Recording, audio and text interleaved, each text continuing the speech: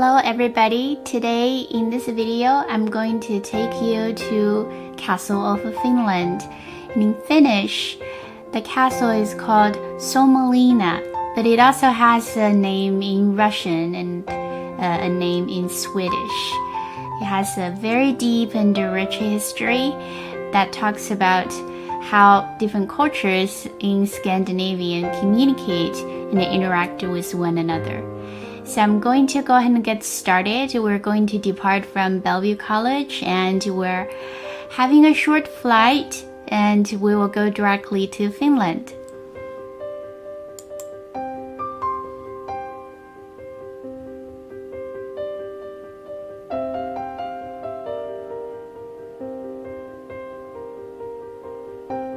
And we're there.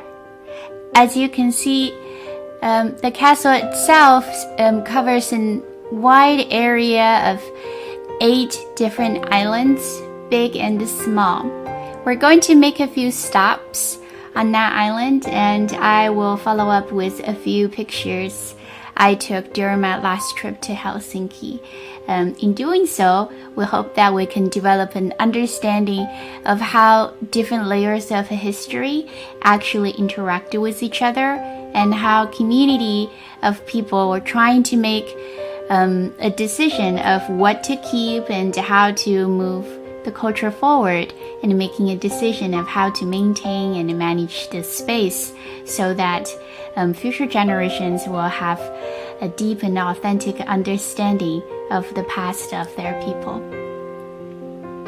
So our first stop is over here, and you can see this picture I took during my last trip to Soumenlinna Castle of Finland. This is right behind the information center for tourist information, and it is a very lucky trip because it was the beginning of fall, so I get to see the changes of colors on the treetop.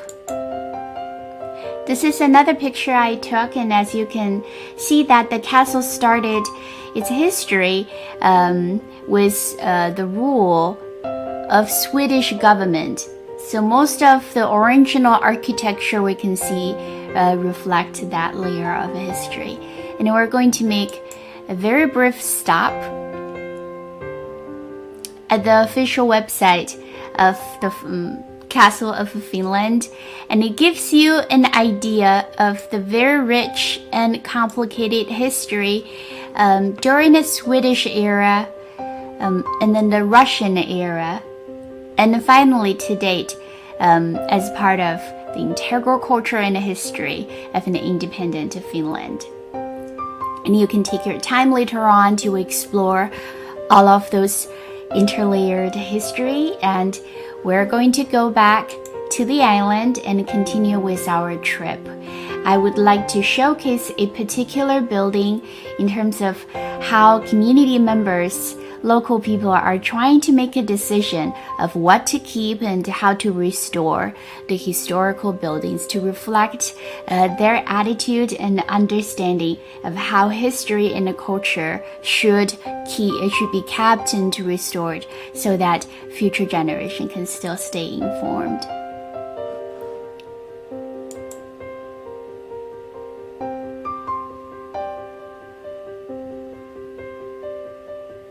The building I'm going to talk about is right here, the Fortress Museum. This is also the main museum on the island. There are 4 other additional museums with their individual focus. This is the one that I made sure to visit, so I took several pictures. And over here on the main page, you get to see where this particular building is located in relation to other buildings on the same island, and you can see that it is at the central location, and it used to be the resident building for the Swedish military officer. And over here is a picture I took while I was inside the building, and you can see some of the features of a very militarized understanding of how space needs to be created, protected, and managed.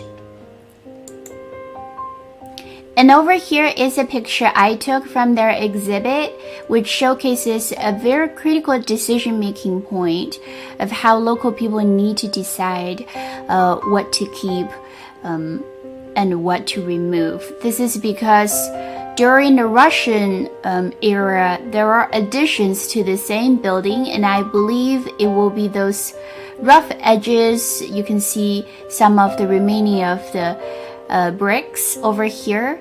And during the bombing of one of those wars that the fortress experienced, most of the brick layer portion were destroyed, and the local community members need to make a decision after the fortress entered the third era, if you still remember, during the independent Finland rule and up until today.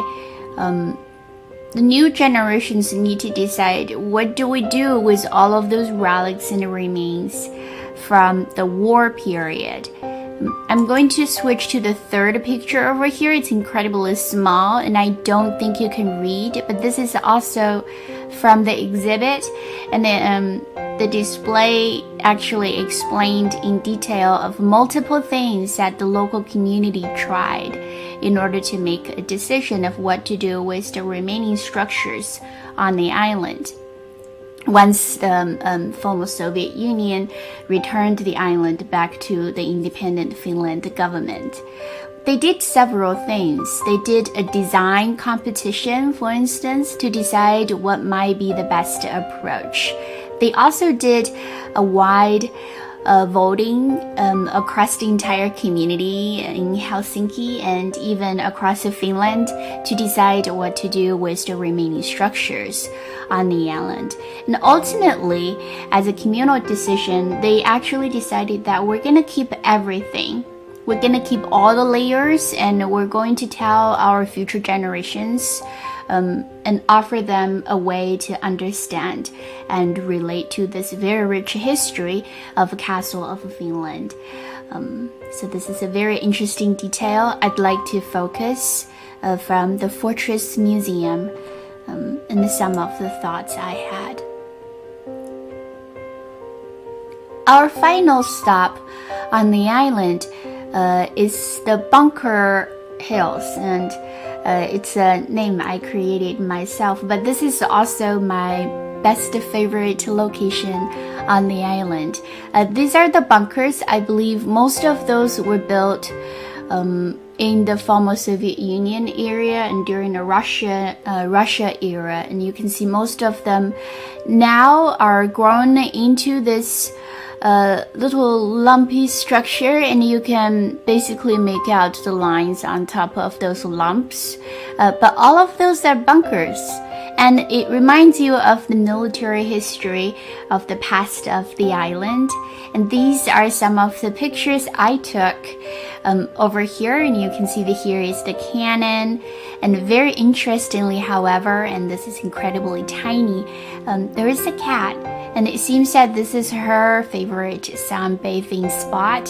So despite of there's lots of tourists such as me, we're busy taking pictures of her presence, and you know, she has this celebrity attitude. She's like, oh, you just take a picture of me and, you know, a cat underneath the cannon, which to me is quite symbolic because it talks about how it wants to be a center of military battles, and now it's really a place of peace and tranquility, which reminds me of one of the movies, Castle in the Sky. If you have watched that Hayao Miyazaki work, it is talking about how once a very militarized and very powerful government is now transferred into a world of really peaceful dynamics, and there's grass growing everywhere, and what used to be bunkers are now covered with very soft lines of grass lawns and whatnot. This is another picture I want to show you, and what's really tiny over here is actually a flag of Finland, and it is a big deal because initially the castle was built by Swedish Navy, and they wanted to have a very strong point of defense against Russia. And this is why they decided that we're going to utilize those 8 islands offshore from Helsinki. And then, of course, it went into Russian rule. And then finally, the island was returned to independent Finland government. So it's a quite big deal that now it is flying the Finland national flag. But you can see how this is among all of those very beautiful lumps. Again, those are not created as lumps to begin with. Those are the bunker, but now they look so beautiful and so peaceful. Covered with grass lawn. This is a slightly closer shot, and again, you couldn't probably make out the flag of Finland, but this is national flag of Finland. This will be the end of our tour, and I hope that in a very specific case, you have some impression and understanding of how history can have so many layers on such a tiny island fortress. And it means so much to Finnish culture and to the national identity of Finland.